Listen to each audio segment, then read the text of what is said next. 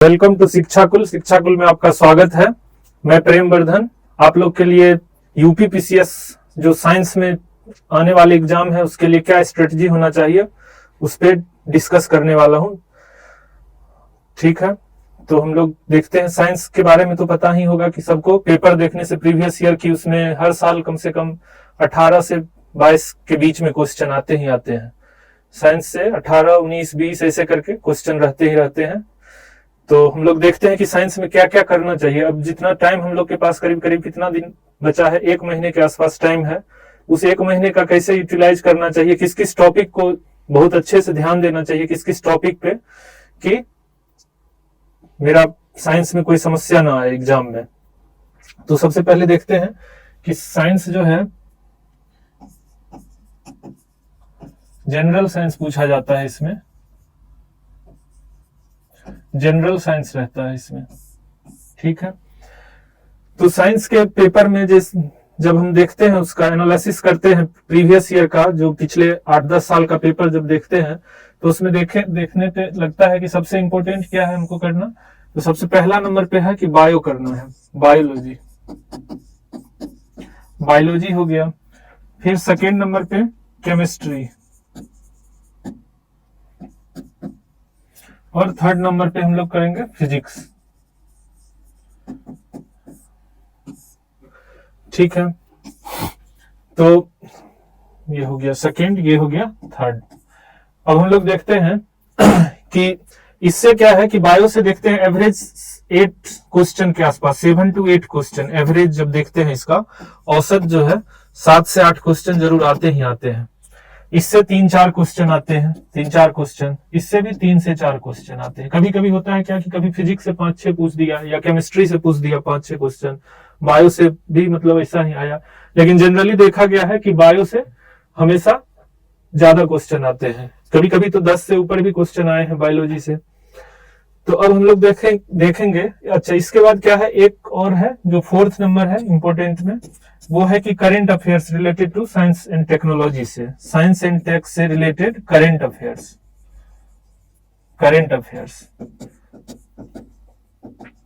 ये 4 है। अगर इसको देखते हैं, करीब साइंस टेक से करंट अफेयर्स भी कम से कम 4-5 क्वेश्चन जरूर आते ही आते हैं, ज्यादा भी आ जाते हैं। करंट अफेयर्स तो कितना इंपॉर्टेंट है ये तो सबको पता ही होगा, 30+ क्वेश्चन आ रहा है हर बार। उसमें साइंस से 4-5-6 क्वेश्चन जरूर आते हैं। और एकदम ये क्या है, आसान रहता है। साइंस टेक्नोलॉजी से जो करंट आते हैं सीधा 1 लाइनर टाइप का ज्यादा से ज्यादा क्वेश्चन आता है। तो ये देखते हैं। अब हम लोग देखते हैं कि बायो में क्या है सबसे इंपॉर्टेंट पढ़ना, कि जब मेरे पास समय बहुत कम है तो उसमें कम से कम टाइम में क्या करना चाहिए कि बायो मेरा अच्छे से कंप्लीट हो जाए। तो इसमें देखते हैं, पहला बायो में बायोलॉजी में क्या क्या करना चाहिए हम लोगों को। सबसे पहले तो जब मेरे पास समय कम है तो सबसे पहले मेरा है टारगेट होना चाहिए कि पहला नंबर ये बायो का है, तो इसमें हम देखते हैं फर्स्ट। सबसे पहले है कि जो डिजीज आता है उससे क्वेश्चन हर बार आते ही आते हैं। तो एक पहले देखते हैं पोषण, न्यूट्रिशन। पोषण जो हो गया, न्यूट्रिशन और विटामिन, इससे सीधा सीधा क्वेश्चन आता है विटामिन का रासायनिक नेम, या इस विटामिन की कमी से कौन से रोग होते हैं। तो ये अगर किसी अभी के टाइम में क्या है कि जब मेरे पास बहुत कम समय है तो जो मेन टारगेट है फोकस करना चाहिए, तो ये टॉपिक है। सेकेंड नंबर है रोग। अब रोग में जितने भी टाइप के रोग हैं, कोई जीवाणु से होने वाले हैं, बैक्टीरियल डिजीज हो गया, वायरस से होने वाला viral disease, fungal disease, protozoan disease, जितना भी जेनेटिक डिजीज, ये जितना भी है, तो रोग व उपचार ये हो गया। ये टॉपिक से क्वेश्चन आते ही आते हैं। उसके बाद जो है, अच्छा रोग जो है इसमें हमको दोनों पढ़ना चाहिए। रोग में क्या है, प्लांट और एनिमल दोनों का, दोनों पूछता है, प्लांट और एनिमल।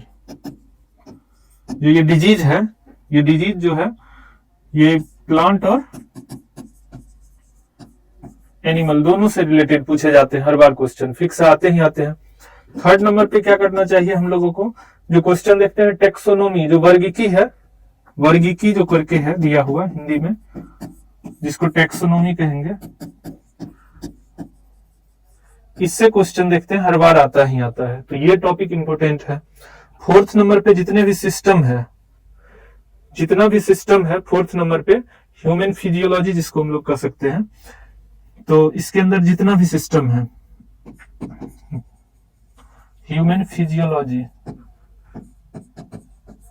इसके अंदर जितना भी सिस्टम है, जैसे डाइजेस्टिव सिस्टम आ जाता है, डाइजेस्टिव सिस्टम, उसके बाद जितना भी है सर्कुलेटरी सिस्टम, तो ये सब जितने भी सिस्टम है पढ़ना है, एक्सक्रीटरी सिस्टम, तो ये जितना भी सिस्टम है इससे क्वेश्चन आता है, तो इसको देखना चाहिए थर्ड नंबर पे। उसके बाद क्या है, हमको सेल बायोलॉजी थोड़ा पढ़ना चाहिए, सेल बायोलॉजी। इसमें बहुत सिंपल बस जितने भी सेल के ऑर्गेनल्स हैं, सेल के अंदर जितने भी हैं उसका फंक्शन पता होना चाहिए, बहुत डीप में नहीं कि ये माइटोकॉन्ड्रिया क्या है, राइबोसोम का क्या काम है, गोल्जी बॉडी का क्या काम है, ये सब जितने भी है। ऐसे ही प्लांट सेल में जो होता है उसमें क्या क्या काम है, जाइलम फ्लोएम, सिंपल क्वेश्चन आता है। तो इसमें भी सेल में भी है, प्लांट और एनिमल दोनों का पढ़ना चाहिए। तो ये हो गया, सेल हो गया। उसके बाद क्या है एक टॉपिक और है, इसमें देखते हैं। हाँ, तो नेक्स्ट है 6 नंबर। 6 में बायो में क्या है, हम लोग को प्लांट के बारे में थोड़ा थोड़ा पढ़ना चाहिए। प्लांट के बारे में क्या पढ़ना चाहिए, प्लांट फिजियोलॉजी, जैसे एनिमल फिजियोलॉजी था वैसे प्लांट फिजियोलॉजी। इसमें क्या है पढ़ना, इसमें बस वही सब, पहला फोटोसिंथेसिस, प्रकाश संश्लेषण जो हो गया, सिंथेसिस हो गया जिसको प्रकाश संश्लेषण कहते हैं, प्रकाश संश्लेषण हो गया, इससे क्वेश्चन आता है, सीधा क्वेश्चन आता है। फोटोसिंथेसिस हो गया, रिस्पिरेशन ट्रांसपिरेशन, इसका जो होता है रिस्पिरेशन, रेस्पिरेशन जो श्वसन हो गया, ट्रांसपिरेशन, ट्रांसपिरेशन जो हो गया, इसके बारे में उत्सर्जन जो होता है, तो ये थोड़ा पढ़ना चाहिए हम लोगों को जल्दी में। सिस्टम हो गया, बस ये सब मेन है। और एक जो लास्ट टॉपिक है जेनेटिक्स। जेनेटिक्स में क्या करना चाहिए, एक तो जेनेटिक्स का छोटा आरएनए का क्या फंक्शन है, डीएनए का क्या फंक्शन है, इसमें जो है फंक्शन जो भी होगा, बेसिक एकदम बेसिक से बेसिक आता है क्वेश्चन। उसके बाद जेनेटिक डिजीज, तो हम लोग डिजीज में पढ़ेंगे ही, यहां भी देखना चाहिए जेनेटिक डिजीजेज। उसके बाद क्या हो गया, जेनेटिक्स में थोड़ा सा, अब हम लोग को थोड़ा इसी में बायोटेक्नोलॉजी के बारे में थोड़ा पढ़ना चाहिए, बायोटेक्नोलॉजी थोड़ा सा, एंड जेनेटिक इंजीनियरिंग। तो इससे थोड़ा क्वेश्चन आते हैं, ये करंट में भी कवर होगा, जो करंट के टॉपिक लेंगे जहां पे होगा तो थोड़ा वहां भी डिस्कशन ये हो जाता है, तो इसमें भी सिंपल क्वेश्चन आता है एकदम। तो ये हो गया टॉपिक, तो मेनली ये टॉपिक है हम लोगों को करना चाहिए, इससे ज्यादा करने की जरूरत नहीं है। तो बायो का ये हो गया। अब हम लोग देखते हैं सेकेंड नंबर पे जो है केमिस्ट्री। केमिस्ट्री में क्या करना चाहिए, केमिस्ट्री में कुछ नहीं, 4-5 टॉपिक है जो मेन उसको सबसे पहले करना चाहिए। केमिस्ट्री में सबसे पहले हम लोगों को करना चाहिए पहला एटॉमिक स्ट्रक्चर, एटॉमिक परमाणु संरचना जो हो गया, जिसको कहें परमाणु संरचना, ठीक है, एटॉमिक स्ट्रक्चर हो गया। इसी में दूसरा acid base and salt plus pH in everyday life. PH के बारे में थोड़ा पता होना चाहिए, डायरेक्ट पूछता है कि इसका पीएच क्या होगा, कुछ पूछा जाता है, मिल्क का पीएच क्या होगा, ब्लड का पीएच क्या होगा, ये सब डायरेक्ट क्वेश्चन आता है। उसके बाद केमिस्ट्री में क्या करना चाहिए, जो एवरीडे लाइफ का केमिस्ट्री है, केमिस्ट्री इन एवरीडे लाइफ, दैनिक जीवन में जो प्रयोग में जो भी केमिस्ट्री से रिलेटेड चीज होता है, एवरीडे लाइफ, ये करना चाहिए। ये हो गया एक टॉपिक। और एक हो गया इसके बाद जो है एक क्वेश्चन बहुत इंपॉर्टेंट, बायोमोलिक्यूल्स। बायोमोलिक्यूल्स में क्या पढ़ते हैं हम लोग, कार्बोहाइड्रेट के बारे में, कार्बोहाइड्रेट्स, प्रोटीन्स, फैट के बारे में, ये सब जो भी है बायोमोलिक्यूल्स ये पढ़ते हैं। तो केमिस्ट्री में क्या क्या हो गया हम लोगों को ये, और कुछ जो है एक और टॉपिक है केमिस्ट्री में, some useful compound. Some useful compound,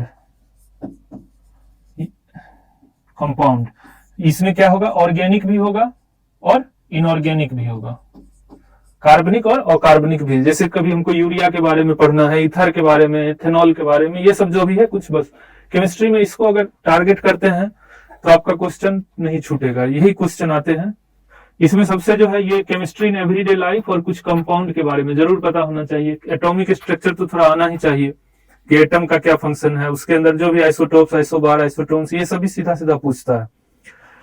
तो ये हो गया केमिस्ट्री का। अब फिजिक्स का देखते हैं हम लोग। फिजिक्स में देखते हैं जो कुछ इंपॉर्टेंट है, जो है यूनिट, मात्रक जो होता है, यूनिट और डायमेंशन, जो ये है मात्रक, ये पूछे जाते हैं कुछ कुछ इंपॉर्टेंट जो है, जो मतलब कुछ अलग हटके होता है। तो ये हो गया पहला। दूसरी बात है फिजिक्स में जब हम देखते हैं तो फिजिक्स में सेकेंड नंबर का टॉपिक क्या करना चाहिए हम लोगों को, जो क्वेश्चन देखते हैं जो आता है, न्यूक्लियर फिजिक्स या मॉडर्न फिजिक्स जो कहते हैं, न्यूक्लियर फिजिक्स। इसमें करंट से रिलेटेड भी होना चाहिए, करंट रिलेटेड भी न्यूक्लियर फिजिक्स में। जैसे हिग्स बोसोन के बारे में चल रहा है, प्लाज्मा पे कुछ हो रहा है रिसर्च, तो वो सब पूछ सकता है करंट से। अब प्लस जो पता होना चाहिए थोड़ा न्यूक्लियर फिजिक्स में, जो डाल्टन से रिलेटेड, कि डाल्टन ने क्या बताया, रदरफोर्ड ने क्या काम किया, एक्सरे, जैसे इसी में हो जाएगा न्यूक्लियर फिजिक्स में रेडियो एक्टिविटी के बारे में भी हमको पढ़ना है। इसमें क्या है, रेडियो सक्रियता जो होता है, रेडियो एक्टिविटी, उसके बारे में पता होना चाहिए, उससे क्वेश्चन आते हैं, रेडियो एक्टिविटी से सीधा सीधा क्वेश्चन आते हैं। उसके बाद हो गया न्यूक्लियर फिजिक्स के बाद जो है इंपॉर्टेंट हम लोग के लिए है टॉपिक रे और wave optics. Ray optics, ray optics में क्या, इसका जो डेली लाइफ में यूज किया, जैसे आकाश क्यों नीला दिखता है, तारे क्यों टिमटिमाते हैं, तो उसका जो होगा वो सब कि मतलब इसमें रिफ्लेक्शन रिफ्रैक्शन दोनों की बात होगी।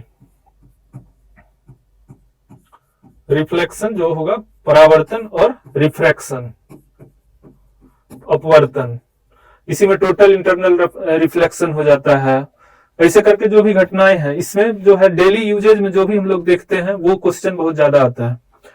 उसके बाद जो है वेव ऑप्टिक्स, जिसमें वेव ऑप्टिक्स में क्या, सीधा कि साउंड के बारे में हम लोग को जानना चाहिए। साउंड से सीधे पूछता है कि उसका फ्रीक्वेंसी से रिलेटेड भी क्वेश्चन पूछा गया है कितनी बार, तो वेव ऑप्टिक्स थोड़ा पढ़ेंगे। उसके बाद जो है लास्ट में क्या हो गया, रे ऑप्टिक्स, वेव ऑप्टिक्स के बाद एक टॉपिक जो हो गया जो मैकेनिक्स में थोड़ा थोड़ा, मैकेनिक्स का बेसिक, जैसे वर्क क्या है, उसका क्या यूनिट हो सकता है, जैसे पावर क्या, शक्ति का क्या हो सकता है, एनर्जी क्या है, ऐसे करके। जैसे न्यूटन्स का जो लॉ हो गया, तीनों लॉ पता होना चाहिए, उसका क्या यूज है, ग्रेविटेशनल फोर्स का क्या यूज है, तो ये हो गया फिजिक्स में। बस ये ज्यादा से ज्यादा क्वेश्चन, इससे क्वेश्चन बहुत आते हैं कि इसका जो यूज होता है, वेव से भी क्वेश्चन पूछा जाता है फिजिक्स में। और ये मैकेनिक्स का जो है यहाँ पे जैसे हम लोग करेंगे तो वहीं पे यूनिट डायमेंशन थोड़ा पता हो, जो है इंपॉर्टेंट यहीं पे हो जाएगा, या जो भी टॉपिक है वहां पे जो कुछ यूनिट आएगा वो पता होना चाहिए। तो ये हो गया फिजिक्स में, बस इतना काफी है, क्वेश्चन यहीं से आते हैं। और एक जो है fourth number current affairs related to science and tech. Science और टेक से रिलेटेड जो है, से रिलेटेड करंट अफेयर्स। तो इसमें क्या क्या पूछा जाता है जो जनरली हम लोग देखते हैं, पहला स्पेस टेक्नोलॉजी। स्पेस टेक्नोलॉजी से रिलेटेड क्या क्या पूछता है, जैसे अभी चंद्रयान मिशन है, कोई इसरो का कौन सा अभी रिसेंटली मिशन लॉन्च हुआ है, ये पूछ देता है। उसकी या कोई जो अदर कंट्री का है, जैसे कुछ चाइना कर रहा है या कुछ रसिया किया है, कुछ नासा का कुछ है वर्क, जैसे अभी निसार बहुत चल रहा है नासा इसरो का, वो आ सकता है, सितंबर में लॉन्च होने वाला है। तो स्पेस में ये हो गया स्पेस टेक्नोलॉजी। कोई भी सैटेलाइट लॉन्च किया है, जैसे अभी हम लोग का क्या हुआ है, जो हम लोग सिंगापुर का 7 ग्रह जो लॉन्च किया है इसरो के द्वारा, तो वो कौन सा कंपनी किया है, इसरो की कौन सी कंपनी है वो भी पता होना, मतलब इसमें क्या है, इसरो के बारे में पता होना चाहिए, नासा क्या कर रहा है ये पता होना चाहिए, थोड़ा सा यूरोपियन स्पेस एजेंसी का क्या वर्क है ये पता होना चाहिए, जैसे रॉसकॉस्मोस है, रॉसकॉस्मोस ये किसका है, रसिया का है, उसका पता होना चाहिए, ऐसे करके कुछ, जैसे जैक्सा है जापान का, जैक्सा जो है जापान का जो है स्पेस एजेंसी, ये क्या काम कुछ कर रहा है तो ये पता होना चाहिए। जैसे अभी अभी ईरान नूर 3 लॉन्च किया, सीधा पूछेगा नूर 3 जो अभी पूरा लॉन्च किया वो कौन से कंट्री ने लॉन्च किया, उधर के मिडिल ईस्ट के 3-4 कंट्री का नाम देगा ऑप्शन में, तो ये सीधे सीधे पूछता है क्वेश्चन। तो ये हो गया, स्पेस हो गया। सेकेंड नंबर पे क्या है इसमें, डिफेंस, डिफेंस टेक्नोलॉजी से रिलेटेड क्वेश्चन। डिफेंस टेक्नोलॉजी में क्या कि हम लोग कौन सा मिसाइल बना रहे हैं या उसका परीक्षण किए हैं, बैलिस्टिक मिसाइल क्या होता है, ये सब थोड़ा थोड़ा क्लियर होना चाहिए। बैलिस्टिक क्या होता है, ये जैसे होता है ये सब कॉन्टिनेंटल वाला मिसाइल कौन सा होता है, इस सब टाइप का। कोई अगर रॉकेट लॉन्च किए हैं तो ये सब पता होना चाहिए इसमें, मिसाइल हो गया या कुछ न्यू जो हम लोग, अच्छा जैसे न्यू इन्वेंशन या कुछ भी हो रहा है, जैसे एक ये उत्तर प्रदेश में असॉल्ट राइफल 203 बन रहा है, अभी यूपी में कहाँ बन रहा है ये सीधे पूछ सकता है क्वेश्चन कि उत्तर प्रदेश में जो है असॉल्ट राइफल जो रसिया के कोलेबोरेशन से बन रहा है असॉल्ट 203, ये यूपी में कहाँ बन रहा है, ये सब क्वेश्चन सीधा सीधा आता है। तो डिफेंस हो गया। और एक कंप्यूटर से रिलेटेड, कंप्यूटर से रिलेटेड करंट में जैसे क्या हो गया कि सुपर कंप्यूटर अभी कौन सा सबसे ज्यादा फास्टेस्ट है, सुपर कंप्यूटर, सुपर कंप्यूटर के बारे में, या कोई भी अभी जैसे रोबोटिक्स से रिलेटेड या एआई से रिलेटेड, आर्टिफिशियल इंटेलिजेंस से रिलेटेड कुछ जो बना, जैसे चैट जीटीपी ये है किसका है, चैटबॉट किसका है, कौन सी कंपनी इसको लॉन्च किया है, तो ये सब सीधा पूछता है, वन लाइनर टाइप से आएगा क्वेश्चन। जैसे सुपर कंप्यूटर में क्या है कि फ्रंटियर है, ये कौन से कंट्री का है, फुगाकू था कौन से कंट्री का था, जैसे अभी एरावत है इंडिया का, उसका रैंक कितना है, जब वर्ल्ड कंप्यूटर समिट हुआ पूरे वर्ल्ड के कंप्यूटर आए तो उसका उसमें इसका रैंकिंग क्या था, जैसे 75 रैंक था एरावत का। तो ये सब है, ये कुछ इंपॉर्टेंट टॉपिक है साइंस के करंट से रिलेटेड। और साइंस में कुछ तो जो साइंस से रिलेटेड जो है कुछ कुछ नया इन्वेंशन हुआ, हाँ जैसे इसमें साइंस में एक चीज और पता होना चाहिए कि नोबेल प्राइज जो किसको मिला है अभी रिसेंटली, नोबेल प्राइज ये किस किस को मिला है, साइंस में किस काम के लिए मिला है ये पता होना चाहिए। एक तो ये हो गया नोबेल प्राइज से रिलेटेड, और कुछ ये आईटी से रिलेटेड, इंफॉर्मेशन टेक्नोलॉजी, ये तो हो गया कंप्यूटर एंड आईटी लिख देते हैं यहाँ, इंफॉर्मेशन टेक्नोलॉजी से रिलेटेड। तो इसमें मेनली यही है जो साइंस टेक से रिलेटेड। स्पेस टेक्नोलॉजी में कोई भी मिशन जो है, इसका क्या मिशन है, इसका क्या क्या मिशन है, जूनो मिशन किसका है, जैसे साइकी मिशन किसका है, इसरो का जैसे आदित्य L1 अभी गया है, ये कहाँ पे किस पॉइंट पे ये हुआ, ये सब भी पूछा जाता है। ये सब सिंपल सिंपल आता है, थोड़ा थोड़ा बेसिक अंडरस्टैंडिंग रहेगा तो आपको इसमें कहीं दिक्कत नहीं होगी। तो इसमें सबसे ज्यादा क्या है, जब हम देखते हैं अभी जब ये किए तो सबसे इंपॉर्टेंट क्या है, बायो। बायो में क्या है, डिजीज को करना सबसे अच्छा है, डिजीज कीजिए। उसके बाद ये जो न्यूट्रिशन है, विटामिन के बारे में ये पता होना चाहिए। टेक्सोनोमी जो है, क्लासिफिकेशन जो भी हुआ है प्लांट किंगडम का, एनिमल किंगडम का, वो पूछता है एग्जाम्पल उसका, तो वो पता होना चाहिए। फिर एक बार सिस्टम जो है उसमें मेन मेन क्या क्या फंक्शन है किस सिस्टम का, किसी के फंक्शन में कुछ प्रॉब्लम होने से क्या कौन सा डिजीज हो सकता है, तो ये हो सकता है। स्पेशली जो एवरीडे लाइफ में हम लोग डिजीज देखते हैं, जैसे कैंसर के बारे में बहुत चर्चा चलता है, डायबिटीज के बारे में चलता है, जैसे मलेरिया का अभी नया वैक्सीन बना है मलेरिया का, उसको मंजूरी दिया गया है। तो ये सब जो करंट में चल रहा है उसका ही थोड़ा सा वो होना चाहिए पता, स्टैटिक पार्ट पता होना चाहिए, वो ही जल्दी पूछा जाता है जनरली एग्जाम में। तो बस साइंस के लिए ये है कि आप इतना कर लेने से क्वेश्चन नहीं छूटेगा। ठीक है, थैंक यू, आप लोग पढ़ते रहिए अच्छे से, थैंक यू। और शिक्षा कुल PCS ये चैनल को लाइक एंड सब्सक्राइब कीजिए, शेयर कीजिए, थैंक यू।